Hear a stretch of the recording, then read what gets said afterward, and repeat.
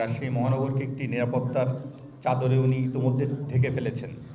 তো প্রতিটা কেন্দ্রে আমাদের 4 জন করে পুলিশ অফিসার থাকবে, মানে র্যাঙ্কধারী লোকই থাকবে। এসআই অথবা এএসআই প্রতিটা কেন্দ্রে থাকবে। তাহলে প্রতিটা কেন্দ্রে আমরা পুলিশ সদস্য থাকবে 4 জন, সাথে আনসার থাকছেন 13 জন প্রতিটা কেন্দ্রে।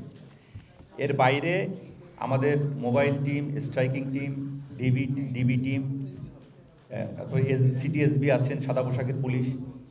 এই সব কিছু মিলে আমাদের পুলিশের যেই নিরাপত্তা ব্যবস্থা, আমাদের তারপরে সিসিটিভি ক্যামেরা সেট করা হয়েছে। আমাদের বিভাগীয় কমিশনার স্যার সিসিটিভির জন্য আমাদের সার্বিক সহযোগিতা করেছেন। আমরা ইতোমধ্যে প্রায় 250-র বেশি সিসিটিভি ক্যামেরা বিভিন্ন পয়েন্টে আমরা সেট করেছি।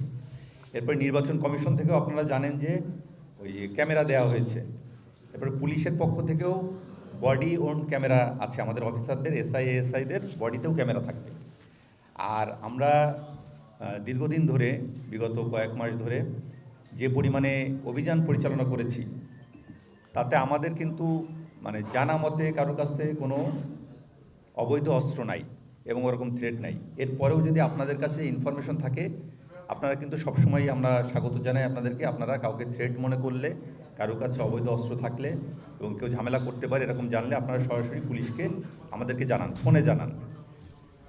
কাজে আপনারা যে নিরাপত্তা নিয়ে কয়েকজন কথা বলেছেন যে আপনারা শঙ্কিত আছেন, আমার মনে হয় যে কোনো শঙ্কার কারণ নাই। হ্যাঁ, আপনারা সবাইকে উৎসাহ দিবেন যেন জনগণ নির্বিঘ্নে ভোট কেন্দ্রে আসে। আর বাংলাদেশ পুলিশের ইতিহাসও আপনারা দেখেছেন, বাংলাদেশ পুলিশ সর্বদাই নিজেদের জানমাল উৎসর্গ করে বাংলাদেশের মানুষের জানমালকে রক্ষা করেছে। 1000 বছর ধরে পুলিশের এই ইতিহাস। আমরা রাজশাহী মেট্রোপলিটন পুলিশের প্রতিটি সদস্য মানে ইতিমধ্যে গতকাল থেকে কিন্তু আমরা ওই মাঠেও আছি, মানে 24 ঘন্টা আমাদের ইলেকশন ডিউটি শুরু হয়ে গেছে। 8 দিনের যে ইলেকশন ডিউটি, গতকাল থেকে আমরা সকল কেন্দ্র পরিদর্শন করছি এবং আইন শৃঙ্খলা সর্বোচ্চ পর্যায়ে নেওয়ার জন্য আমরা সচেষ্ট আছি। তো আপনারা সার্বিক সহযোগিতা করবেন, ইনশাল্লাহ আমরা জনগণকে একটি ভালো ইলেকশন উপহার দিতে পারব।